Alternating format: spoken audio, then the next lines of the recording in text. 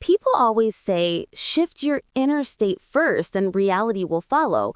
But that sounds like telling a hungry person to just feel full and trust the grocery store to appear out of thin air.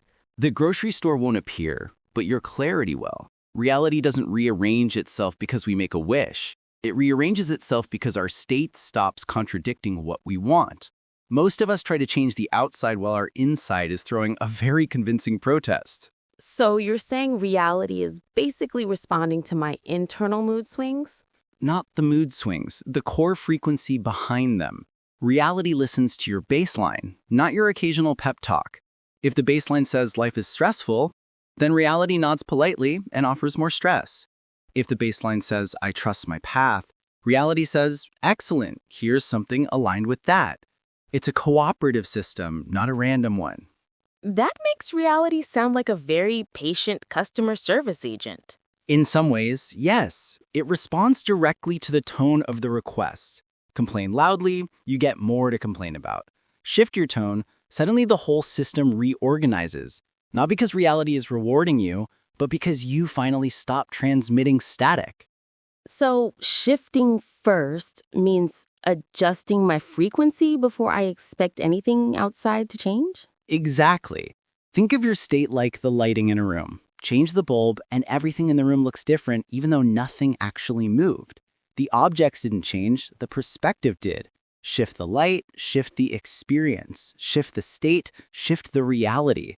But what about situations that are objectively terrible? Surely I can't just shift and magically fix them. No magic necessary. Terrible situations aren't solved by suffering about them. They're solved by stepping into the state that can see solutions. When we're panicked or bitter, the mind collapses into tunnel vision. When we shift into a more centered state, suddenly possibilities appear that were invisible before. So shifting first isn't about pretending things are fine. It's about becoming the version of me who can handle them. Precisely. You don't lift the situation with brute force. You shift yourself into the level where clarity exists. It's like climbing a hill. From the bottom, all you see is dirt. From the top, you see the trail. Still, shifting sounds vague. What does shift even mean? It means rearranging your definitions enough that your emotional tone changes. If your belief says this situation is hopeless, your state collapses. If you tweak the belief to, I don't know the outcome yet and possibilities exist, your state expands. That expansion is the shift, subtle but powerful. So we're not forcing a new reality, we're aligning with one. Exactly. You're tuning to a different frequency of experience. Reality has endless channels. You flip between them with your assumptions, your interpretations, your emotional stance. You don't bend the world by force. You simply step into the version where things can work out. Okay, but if I shift first, how long does it take for a reality to adjust? 10 minutes? 10 weeks? As long as it takes for you to stop checking the clock.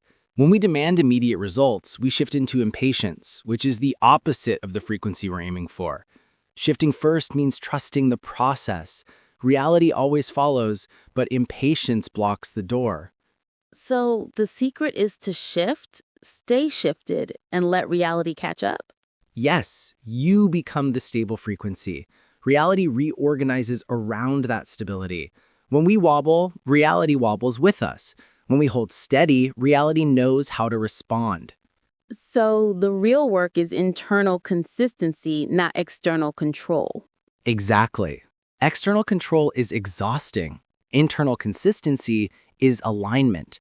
And alignment is what opens doors you didn't even know existed. It's funny, I've spent years trying to change situations without ever considering the idea that my state was the thing setting the tone. Most people do.